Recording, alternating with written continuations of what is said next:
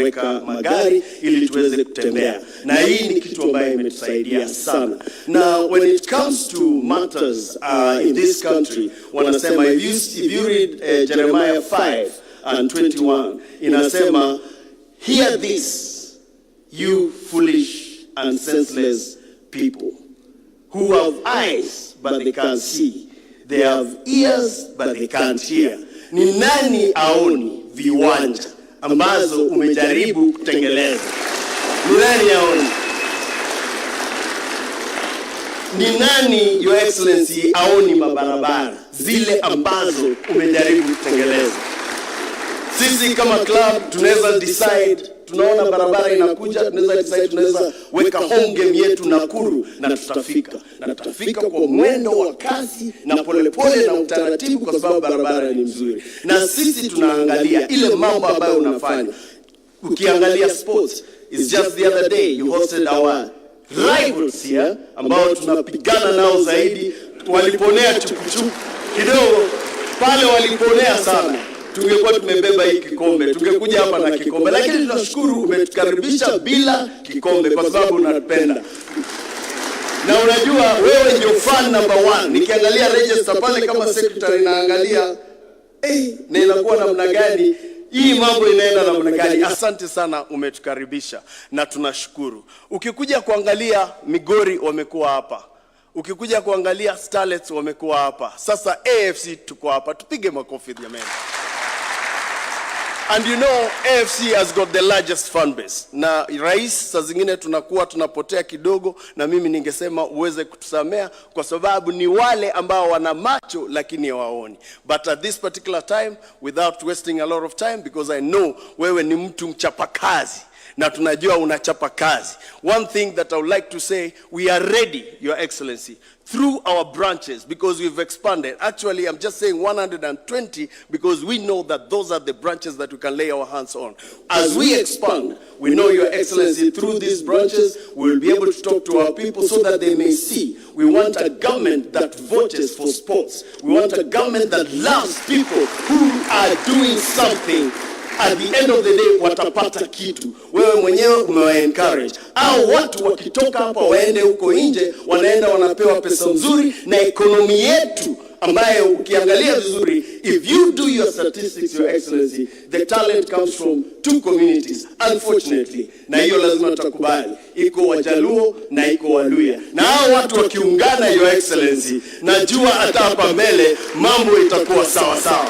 Na tunajua, Your Excellency, iko mtu aiko hapo katikati. Mimi namuita Mr. Fixit, na ni CS Oparanya. Oparanya, ukiingia kwa ofisi yake, anakuambia iko shida gani.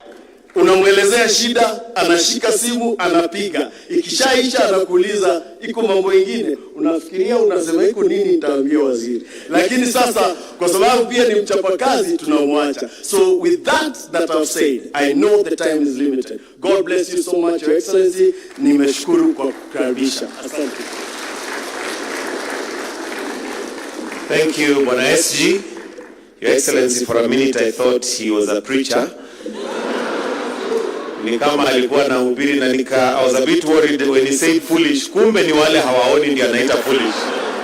Thank you, Bwana SG. Your Excellency, the team would not have come this far without the professional body who support them financially. So on behalf of the professionals, briefly, to just speak, allow me to invite Wafula Wabuye to also make some brief remarks. Tupige makofi tafadhali akija.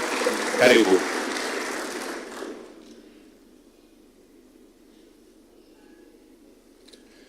Your Excellency, the President of the Republic of Kenya, the CS for Sports and the CS for Cooperative, our members of Parliament, all protocols observed, good morning. Just to correct, I'm Wafula Wabuye and not Wafula Webuye. We're excited to be here, Mr. President, this morning because of the work that you are doing. Our SGs has enumerated the key things that you are doing in this country, and for us today we are here to endorse the good work that you are doing, Mr. President. One thing that stands out, Mr. President, is that AFC Leopard is always a launching pad for the great leaders that we have here today. Seated in front of us, the CS for Cooperative was once a treasurer at AFC Leopards. and see where he is today. Mr. President, the CS for Cooperative took me from the banking profession and took me to politics as an ODM candidate in Bungoma. And when he did that, Mr. President, today we have a Secretary General of ODM here who also served in AFC Leopards Committee as a Secretary General. We are also glad to have the MP for Shinyalu, who is also has been an ex-co member of AFC Leopards, and we are excited to have him. And finally, Mr. President, we have an adopted son from the Kalenjin community that we took over and gave him the opportunity as a senator for Trans Nzoia. He has always been the champion and the ambassador of AFC Leopards in Trans Nzoia. Mr. President, we are here today to encourage you. There is a word spoken against a certain Spanish philosopher, is called Don Quixote de Cervantes. And he says that this man was always ready to dream the impossible dreams, to fight the unbeatable foe, to handle even when his hands were too weary to, that he was always ready to march into hell for a heavenly call for his people. When I was thinking about this quote, I wouldn't imagine the work that you have done. Challenges have been there, but your courage and your boldness to rise beyond critics, to rise beyond naysayers, and stand up and say, there comes a time that Kenya must be transformed, and this is the moment. So as a people, from Western people, the SG has enumerated that we are here, but we also understand the work ahead of us. We also know the desires of your heart in the next 11 months. And as we stand here, Mr. President, we are here to tell you, kuna mambo mengi inaweza kuwa inapiga kelele huku nje, lakini vile SG wetu wamesema, there are things that you have done that we look forward and say, has this been done in 4 years? Today you might be criticized, today people might talk a lot, but the only mistake that you did, coming from your background, you felt that every sector of Kenya must be empowered. And that's why through our CS here, Western, a community that was once bedeviled with poverty, we are now rising. Why? Because of the coffee farming and revitalization that is being championed by our minister here. Right now, Western, we are also on the map as the people who are also going to benefit from coffee. And we see the transformation that has happened through the CS, and we are saying that this man is a man that we need to hold close because he has empowered us. Mr. President, tukienda nyumbani tulikuwa tunakaa kwa njia. Siku 3 tunafika Christmas imeisha. Mr. President, Waluya tunahamanga kila siku tukienda Christmas. Christmas yetu tunapata hapa Gilgi. The project that you are doing on that road from Rironi to Mau Summit, our people in Western are assured that this time round, Christmas will get us home. So all these things that you have done, Mr. President, we appreciate you. I'll conclude by one thing, Mr. President, that your government has done and you did, but I feel your government has not taken enough time to just show what you have done. Mr. President, the world is moving towards stable coins and cryptocurrencies. Beyond being a sportsman here, people in the other world call me the stable coin evangelist. And I believe this one is the most critical thing. When the world was still grappling, the MICA law was passed. June last year, President Trump signed the Genius Act. 4th November last year, Mr. President, you signed the vast bill in Kenya. A total transformation of how finances are going to happen. Mr. President, our watu waongelee hii kitu. We are the pace setters for Africa, and just as M-Pesa did it, we are also the players within that industry also going to take it from where you did, and Kenya will be transformed as the Silicon Savannah of Africa once more and globally. Thank you, Mr. President. Na tukimalizia mambo ya siasa, Mr. President, sisi Western tutakuwa nyuma yako. And the person who is going to hold us to come before you is none other than CS Oparanya. Mr. President, sisi tukirudi nyumbani pia sisi tunasema CS Oparanya pia ako kwa line-up ya kuwa considered deputy president seat. Watu wa Western tutapambana nayo. Asante sana, Mungu akubariki.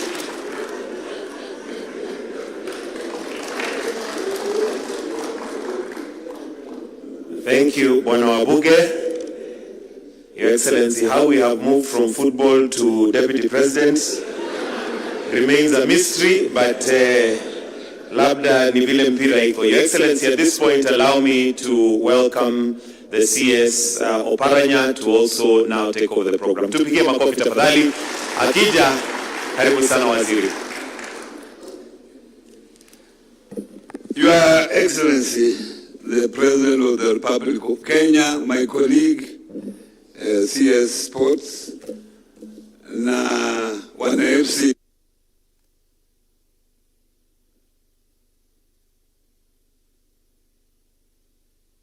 Your Excellency, maybe I don't know my history, but politician because of this team. Hapa ndio mahali nilianza kujifunzia mambo ya siasa nikiwa kijana, and I was an official for 10 years until I became member of parliament for Butere constituency. So when this team came to see me, the officials came to see me, and they had few requests, and I thought those requests were beyond me. And that's why I came to you, talked to you, and you accepted to meet them. I'm very grateful for that. Being a busy person, you have spared this time to come and meet the AFC delegation.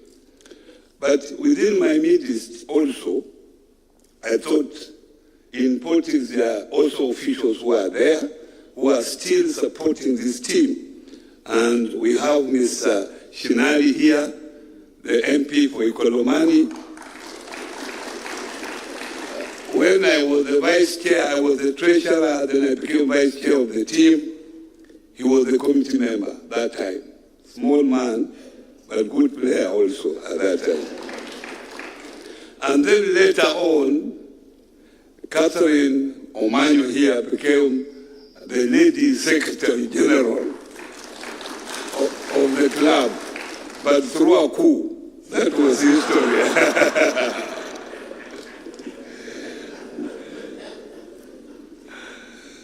I never came here to ask for positions, but I came here because I'm a member of this club. I support this club, and I feel that what you have done for this country, we can work together through the structures of this club. We are working together with them for 2027. But those are issues that we cannot discuss here. Those are issues that I will discuss with you later. But they came to me with about 4 specific requests, which I thought that I can bring to your attention. First of all, this is the time for signing in new players. The next season starts next month, and every team has to prepare. So they needed support to sign in new players so that next season is a formidable team. Secondly, they requested that they need a sponsor, an extra sponsor. They have a sponsor, but because of the commitment of the sponsor, the sponsorship is not adequate. And they have the women's team, the ladies team, they have the youth team that they are required to maintain through the season. So because of that, they have a huge shortfall that we cannot help them. So they need an extra sponsor, they need a huge support. Then the third one, we have a lease with the Kenya School for Deaf.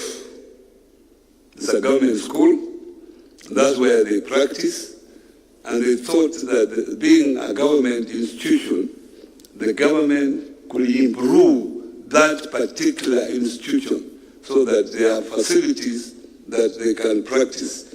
Because at this moment, if they have to look for land to put infrastructure, that is a long term. But this could be a short term where they can practice and maybe have facility for camping when they have a match. Then lastly, we helped them. The third one, they have a lease agreement with school deaf with Kenya School for the Deaf. And this is a government institution. So they are requesting that you improve the playground there. You provide facilities on that school so that they can use it in current, so they can use it now for practicing and for their matches if it is improved. Yeah, because it's a government institution. They have a lease for 15 years. Yes. Then, lastly, they came to my office and we helped them to register a SACCO, a transport SACCO. But I understand NTSA has suspended licensing SACCO transport for 2 years. So they were requesting if NTSA can be requested to open that window so that they are able to actualize the SACCO transport. Those are the only 4 issues. They came to my office, but we are so grateful, Your Excellency, that you accepted to see the team.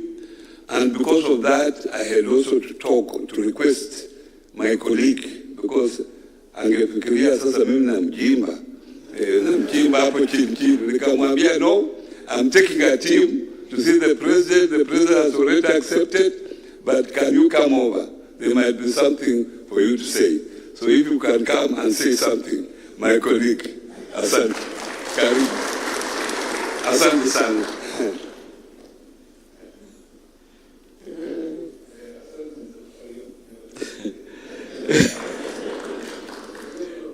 Your Excellency Dr. William Samoei Ruto, President of the Republic of Kenya, my colleague C.S. Oparanya, the PSS here present, and members of Parliament, AFC Leopard management and team members, good morning. Your Excellency, first of all, I want, on behalf of the ministry, to appreciate that you have elevated and inspired sports to another level.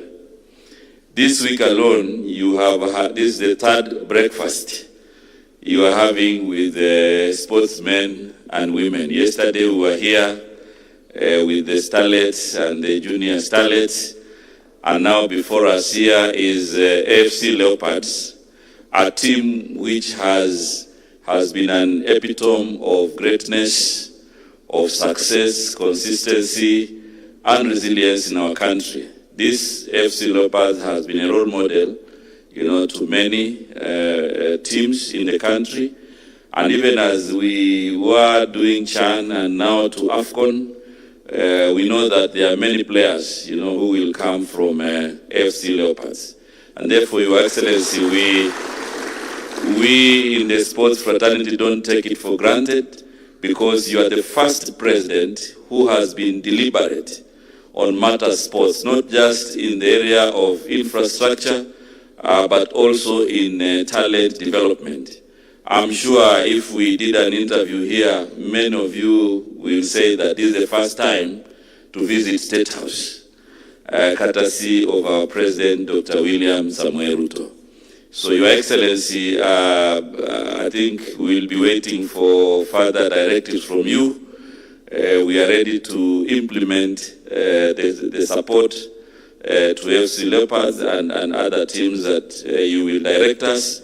But more importantly, Your Excellency, you have taken talent nurturing to another level, because right now the infrastructure across the country, in the next few months, there will be availability of training grounds and stadia that will be available as far as Wajir. So we'll be able to have a very good pool, where we can sport talents nurture talents and develop talents. So Your Excellency, ours is to provide that support, to implement, to invest in infrastructure, as we also work with the teams on the other areas of software, trainings and whatever, so that they can be able to succeed.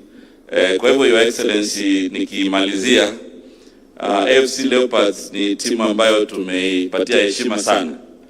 Lakini Mheshimiwa Rais, wewe umepeana heshima zaidi kwa mambo ya michezo, kwa sababu ndio mara ya kwanza ambayo nchi yetu sasa inaweza kujivunia, kwa sababu wewe mwenyewe unatuongoza vizuri kuhakikisha kwamba mambo ya michezo sasa si mambo ya kuchezewa, ni mambo ambayo sasa tunaangalia talent, iwe ndio maisha ya vijana wetu. Kwa hivyo, Your Excellency, tutakuunga mkono, na kama vile SG alivyosema hapa, wewe unafanya mengi katika taifa la Kenya, unaleta usawa wa maendeleo, unaleta usawa pia kuhakikisha unajumuisha wale ambao walikuwa hawakuheshimika zamani, na wengi wao ni hawa wachezaji, kwa sababu wachezaji kupata nafasi ya kuketi na rais kwa kiamsha kinywa ni jambo ambalo sisi hatulichukulii kimzaha,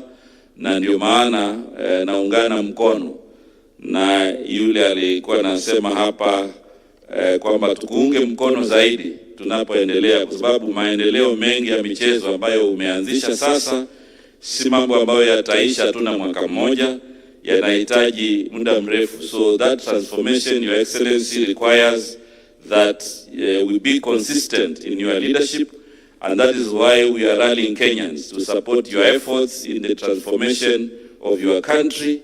And we also urge the naysayers. Kenya is now a different country. You know, sometimes when some of our opponents discuss Kenya, you find like there are two contrasting situations. The roles that you are doing, the infrastructure in sports, it is visible across Kenya. You are the first president who has deliberated to do a standalone stadium, the Raila Odinga International Stadium, a 60,000-seater stadium in our country. And this is after 40 years of neglect in the sports infrastructure. And therefore, Your Excellency, the 33 facilities across Kenya, this is new Kenya, even on matter of sports. Lakini ili nisizungumze sana, nataka tukuchukua nafasi hii niwaulize kwa heshima tuweze kusimama wakati tunamwalika Mheshimiwa Rais aweze kutuhutubia na aweze kuhutubia taifa la Kenya. Asanteni sana na Mungu awabariki. Asante sana. Shukrani waziri, tafadhali tuketi chini. Asanteni sana. Wana AFC hoye. The AFC Leopards Sports Club fraternity, members of the technical bench, players, distinguished guests, ladies and gentlemen, good morning and welcome to this breakfast meeting. I began this week by hosting the National Super League champions, Migori Youth FC. Yesterday morning, I had the privilege of sharing breakfast with two teams that embody the bright future of Kenyan football. The Harambee Starlets, who are preparing to represent us at the Women's Africa Club of Nations in Morocco, and the Junior Starlets, who recently made our nation proud by qualifying for the FIFA Under-17 Women's World Cup that will also be held in Morocco. Today, I have the honor of welcoming to Statehouse one of Kenya's oldest, most storied, and iconic football institutions, the AFC Leopards Sports Club.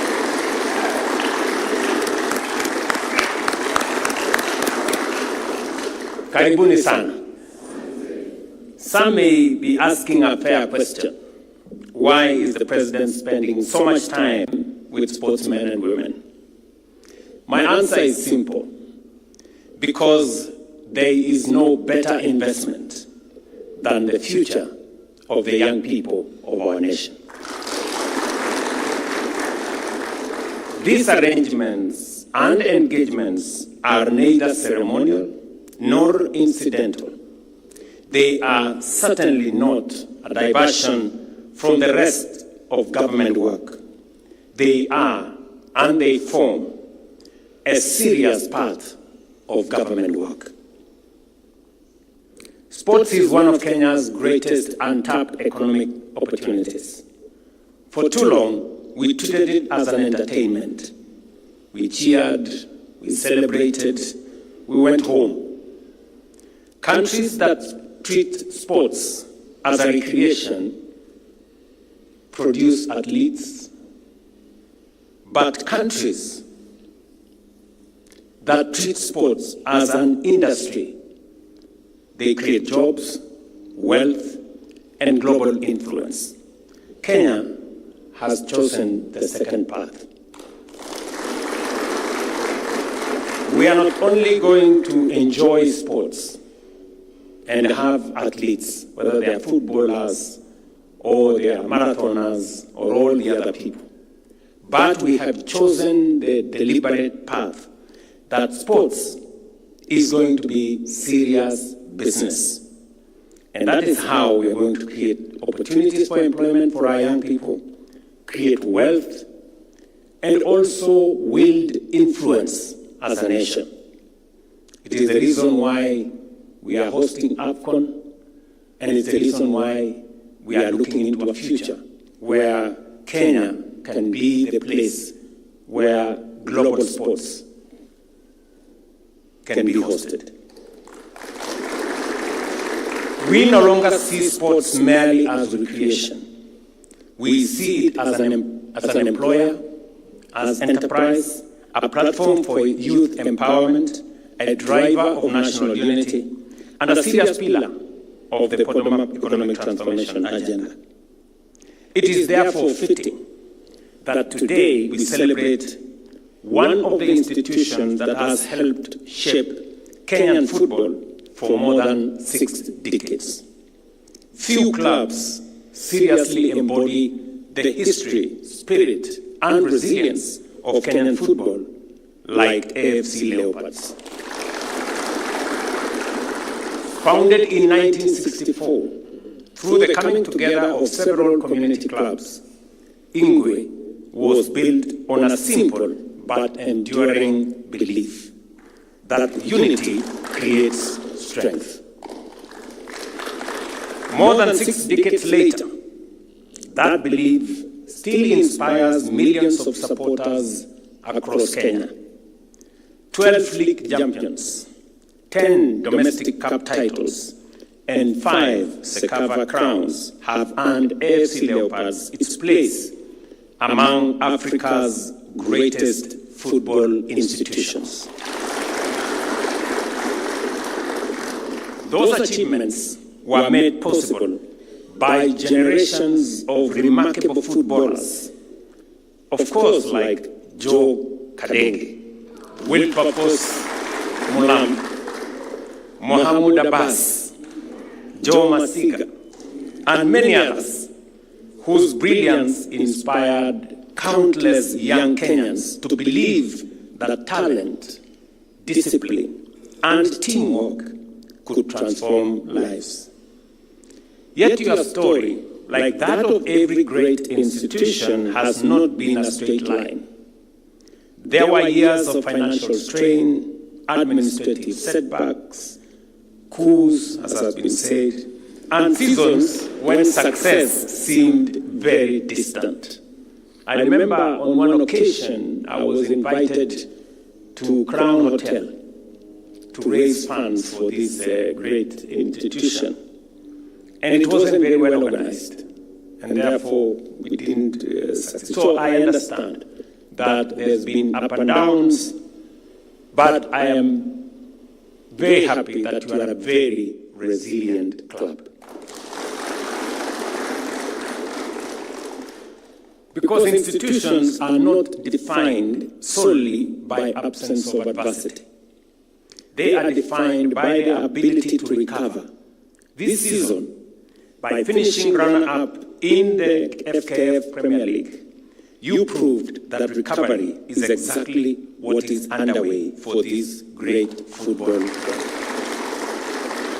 Vile SG amesema, vile captain amesema, kwamba mlikuwa pale namba 8-9 hapo nyuma, mmeipandisha na mmesema kikombe mtakuwa na next year. Ama this season. This season inaanza. Very good. I congratulate your players, your technical bench, your management, and your local supporters for restoring Ingwe to its rightful place among Kenya's football elite.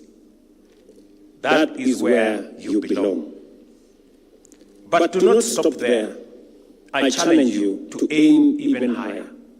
Not merely to reclaim the FKF Premier League title, but to become a force once again on the African continent. Because every Kenyan club that succeeds internationally inspires our young people, strengthens our national brand, and grows our sports economy. Our challenge to AFC Leopards is matched by a responsibility we have placed upon ourselves as government. We are determined to create an environment in which Kenyan sport can realize its full economic potential. That is why we are investing simultaneously in infrastructure and in talent.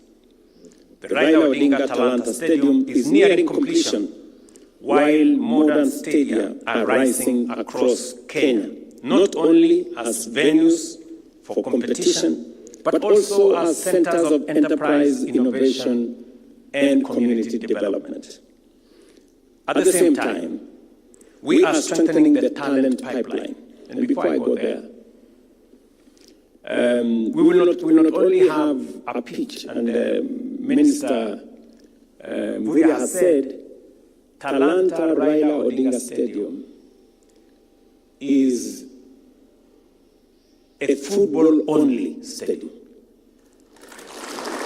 The first football-only stadium. There is no running track there. But then behind it, we're going to have many other facilities. We're going to have a gym. We're going to have many other commercial spaces that is going to support the sports economy. And we are not only doing that in the stadium at Raila Odinga Talanta Stadium. We are going to be doing it in every stadium around Kenya. It is not going to be just a place for competition. There will be built into the stadium meeting rooms, commercial spaces, restaurants, ICT hubs, and many other creative economy spaces, studios for young people around the stadium, so that the stadium is not just a place for competition, it is going to be a place for youth empowerment, for the creative economy, for commercial activity, and to promote enterprise. I was in Azerbaijan about 2 months ago, and I met the president of Azerbaijan in a meeting room at the stadium in Azerbaijan. So the stadium is not just a place to play football. It is also a place where you can do many other things. And that is what we are going to do with the stadia that we are building around Kenya. They are not only, because I hear many people ask me, what are you going to do with 32 stadia around Kenya? First, my answer is, we have millions of young people around Kenya who have use for the stadium. We have great talent that is currently untapped around Kenya because there are no spaces for young people for them to develop their talent. Those are the spaces we are providing for them. And they are not restricted to any part of Kenya. It mustn't be in the big cities alone. That is why we have stadia in Mandera. We're We're going to have stadia in Wajir. We're going to have stadia in Kwale. We have stadia in Busia. We will have stadia in every part of Kenya to the extent that we can develop. But additionally to that, these stadia will be commercial spaces. We will have meeting rooms, we will have studios, we will have restaurants, we will have gyms, and many other facilities that will support not just sports, but will support the creative economy and make youth empowerment a reality. So we are moving in that direction. But at the same time, we are strengthening the talent pipeline through schools and counties and the Kenya's Academy of Sports. Great sporting nations do not simply build facilities. They build people. Talent exists in every village, and our responsibility is to ensure opportunity reaches every village as well. Creating that future also requires stronger institutions. The next chapter of Kenyan football will be written by clubs, investors, sponsors, broadcasters, counties, and supporters working together. That is why we are reviewing the Sports Act to modernize governance, strengthen commercialization, and improve athlete welfare. We want clubs that are professionally managed, financially stable, commercially ambitious, and globally competitive. I therefore challenge AFC Leopards and indeed every football club in Kenya to think beyond the 90 minutes. Build stronger academies, invest in your brand, deepen commercial partnerships, and strengthen governance.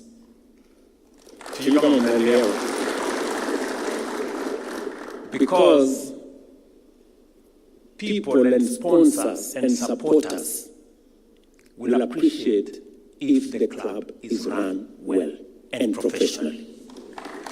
Right? You will get more support, sponsors will step forward, you will build a bigger fan base if your club is run well, apart from you succeeding as a club. So I want to encourage you and to thank the leaders who are here, my good friend Wycliffe Oparanya, for stepping forward to help, and all the other people who have not just observed AFC as a place to go and play politics. I know many people want association because of politics. I am not in that category. This is about what a nation can do for its young people. We have a huge youth population in our country. It is up to us to determine whether this huge youth population becomes an asset or a liability. It is us to decide. And it is what we do with the young people of our nation that will decide whether they become part of the solution or part of the problem. And that is the reason why spending time on this space around how to create opportunities for young people is part and parcel of my administration. Sports is a key pillar of engagement with young people, finding opportunities for young people, creating space for them to develop their talent, for them to earn opportunities or to enjoy opportunities in that space. It traverses all the way from sports to Nyota, which I'm doing again with my good friend Oparanya, to empower young people, to the space around what we are doing in affordable housing. It's about young people, creating opportunities for them, all the way to what we are doing in education, because every young person starts with knowledge. We are investing billions of Kenyan shillings in our education, training, and college, because that is how we develop our young people. We graduate them into opportunities, and opportunities range from what you can do in business, what you can do in the creative economy, what you can do in sports, and therefore the time we are spending around young people and around the opportunities for them is time very well spent.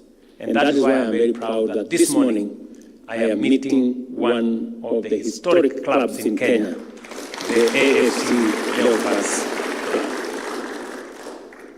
Nimesikiza kwa makini yale waziri amesema kuhusu yale mambo mlimueleza vile mnataka kusonga mbele. Na kuna mambo matatu ambayo nimesikia yalikuwa manne. Number one ni ile uwanja ambayo mnatumia, which I am told you have a lease. Waziri, I think let us look for some resources and go and do that field for them. Uwanja, huyu waziri atapanga vile tutatengeneza hiyo kiwanja ikae mzuri. And I will want waziri instruct your team to go and look at some small design. We see how we can help these people. Because mnasema mko na lease ya 15 years. Very good, so you have a bit of time there. So we will develop the field for you. Waziri, take it up. Mumeniuliza pia kuhusu maneno ya you're entering into a new season, and therefore you need to sign in maybe more players from different places, and you may need some resources to do that. So sijui nitawapanga namna gani, lakini nitafanya kitu. Ni watu wa Nairobi mnajua kuweka mawe. Unasema tuweke mawe, sio? So our players, bwana wakubwa, I think our bwana chairman na coach na SG, our players, mimi nitafanya hivi. Mimi nitawapatia milioni 10.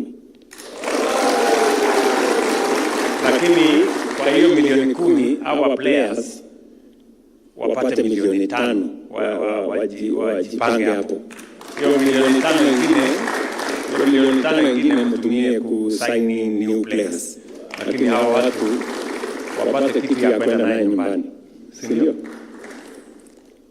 Alafu ya tatu ambayo mmeniuliza ni mambo ya sponsorship.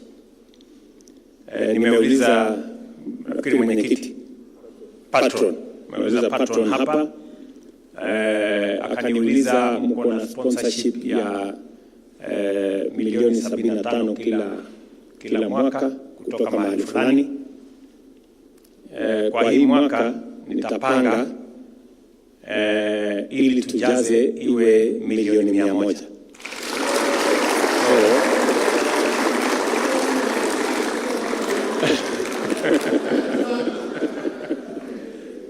So nitatafuta vile hiyo milioni 25 itaongezwa ndio ijae 100 million kusaidia team. Sawa sawa. Kwa hivyo hapo nitapangeko.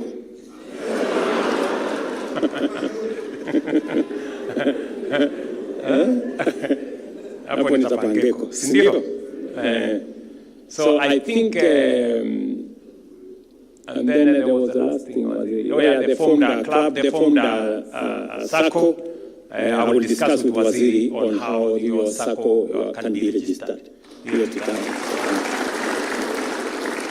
Otherwise, nyinyi mfanye bidii, muelewe ya kwamba tunatembea hii safari pamoja, nimesikia, I am very proud of this Wabuge man. Where is that? Mwingine alimuita Webuye. Huyu Wafula Wabuge, congratulations my friend. Umesema mambo ambayo ni ya muhimu sana. Kwanza hapo kwa crypto. Wakati nilisign virtual assets law, watu wengi hawakuelewa. I'm very proud that we have Kenyans like yourself who are occupying that space, who are monetizing that space. So hapo kwa cryptocurrency tusonge. Asante sana. I was wondering whether people are aware, but I'm very happy that there is a space there, that there are people like yourself who are underwriting that space.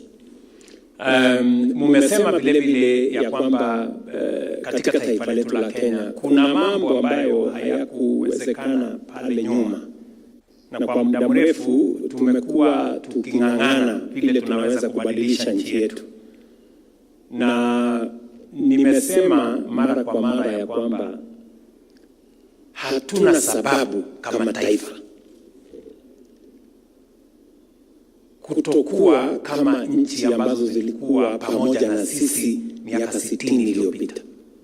Mimi nawauliza ninyi wana AFC, wakati nikiuliza wananchi wa taifa letu la Kenya, tulikuwa sawasawa na Malaysia, tulikuwa sawasawa na Korea, tulikuwa sawasawa na Singapore miaka 60 iliyopita. Leo hizo nchi zote ziko first world. Sisi bado tunang'ang'ana karibu na huko third world. Makosa ilitokea wapi? Sijui kama tunaelewana. Na mimi nataka niwaeleze, hatuna sababu kama Wakenya. Vile wale walipiga hatua na wakawa nchi tajiri, wakawa nchi yenye wananchi wako na ajira, wananchi wako na makao mazuri, wako na nafasi ya kazi. Vile walifanya wao, sisi tunaweza kufanya. Yes. Na ndio umeona nimekatalia mambo mengi, kwa sababu watu wengi wanataka siasa ya kupigiwa makofi. Siasa kidogo kidogo ya ambayo ni populist. Unataka tu unaongea tu mambo ambayo haina maana. Na ndio sababu mimi nawaeleza nyinyi wana AFC,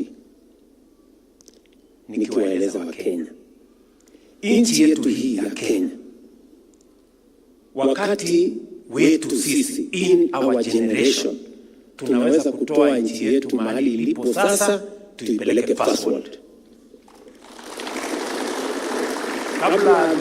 Kabla tujazeeka tukiwa tu hapa, we can do it. Nyinyi mnanielewa? Yes. Nilikuwa juzi katika nchi ya Norway. Walianza sovereign wealth yao miaka 30 iliyopita. Leo sovereign wealth ya Norway iko na $2.2 trillion, the largest sovereign wealth in the world. Leo nchi ya Norway ni kati ya nchi tajiri zaidi duniani, na walianza 30 years ago. Sisi pia vile nchi zile zingine zilivyofanya, hata China. Hii China mahali tunaenda kukopa pesa siku hizi, 30 years ago ilikuwa nchi maskini. Ni mnanielewa? So hii Kenya tunaweza kubadilisha, na tutabadilisha. Just take it from me. Kwa mapenzi ya Mungu. Sindio? Kwa miaka 3 tumefanya mambo, lakini sio kwa urahisi. Watu wamenipigia kelele, wakanifanyia maandamano, wakanitukana, wakanifanya nini. Lakini mimi nimekaa ngumu kwa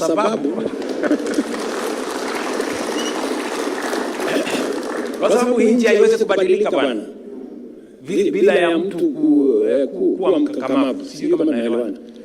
Watu walikuwa wanapigia kelele, sijui tusifanye housing. wakanifanyia maandamano hapo, wakanipeleka kotini, wakanifanyia nini, tufanye housing, housing levy, sijui nini.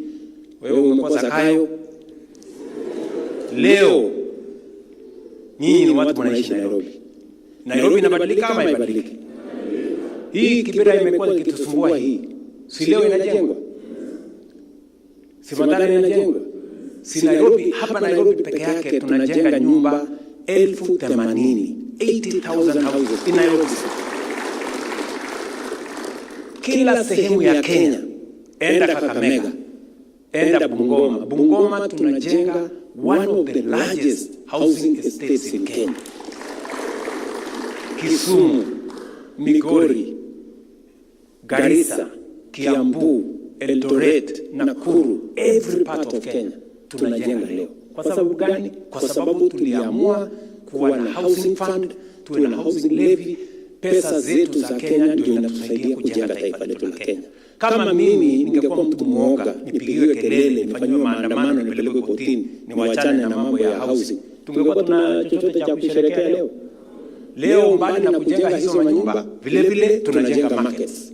Vile vile tunajenga hostels ya vijana wetu. Masoko tunajenga Kenya ni masoko 600. Hostels tunajenga katika taifa letu la Kenya ni ya vijana 1180. That is how you transform a nation. Tunaelewana my friends? Hivyo ndivyo nchi zingine zimebadilisha nchi zao. Tulikubaliana ya kwamba tutafanya mambo ya health. Kwa sababu pale nyuma tulikuwa na matatizo, watu wanaenda hospitalini na kukosa dawa, watu wanaenda hospitalini, hawezi kulipa, wengine hata wanakaa tu nyumbani wangojee kufa kwa sababu hawana uwezo. Sasa tumesema kila Mkenya, mambo ya afya sio tena ati starehe ya wale watu wako na uwezo ama matajiri ama wako na kazi.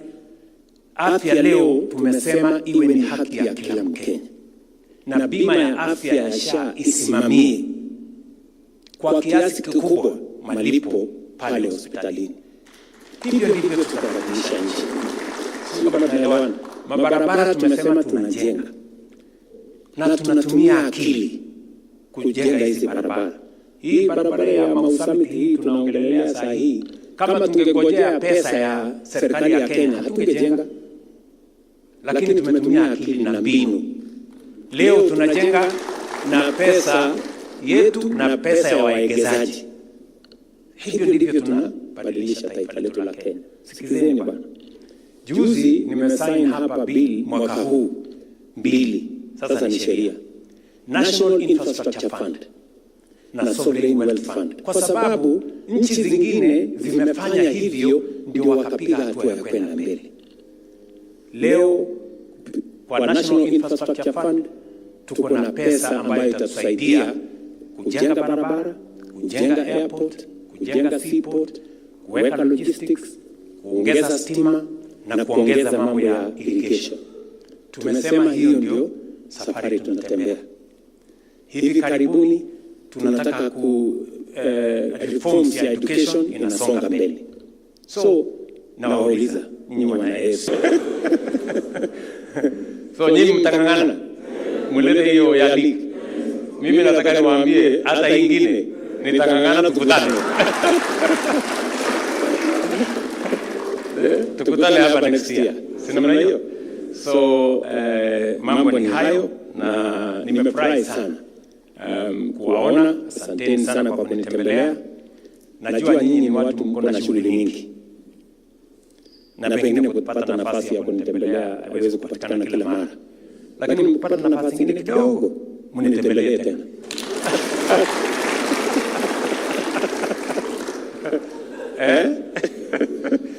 Sindio? Mtajaribu. Mkipata toka nafasi kidogo. Najua mko busy lakini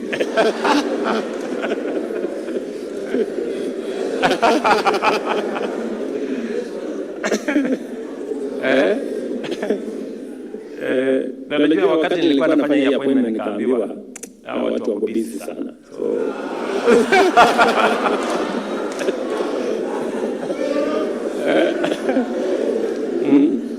So mashughuli ni mingi. So otherwise mimi nimefurahi sana kuwaona. Vile mmesema tushirikiane na tufanye kazi kwa pamoja. Maneno ya kupanga huko mbele tutapangana. Sisi ndio mafundi ya hiyo maneno. Tutapangana hapa mbele. Si ndio? Tutapangana hapa mbele, msiwe na wasiwasi. Lakini unajua sasa kitu ya kwanza lazima mfanye ni ili kupangana hapa mbele inahitaji kura. Lazima kila mtu ajiandikishe kwa kura. Mwambie watu wetu, no, msiseme hiyo. Kuna watu Western Kenya, watu 1.5 wako na ID, hawana voters card. Na wanasumbua sisi watu hapo kwa shopping center. Wanatupigia makelele. You know? Sio kama mnatumbua hapo na kupigia sukuti. Mtu unapiga sukuti na unaona kura. Unatusaidia na nini?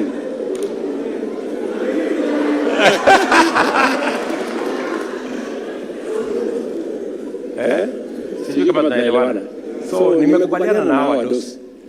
Tumeongea na Mheshimiwa Paranya, tumeongea na Mheshimiwa Musalia, tumeongea na speaker wetu, tumeongea na governors wetu wote.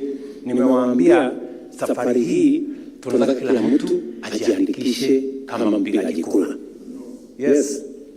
Kwa sababu mtu huwezi kuwa rais bila ya votes, si ndio? So mjipange hapo. Na niko tayari ni tupangane. Mkipanga kura vizuri, alafu tupange mbele. Si ndio? Shauri yenu.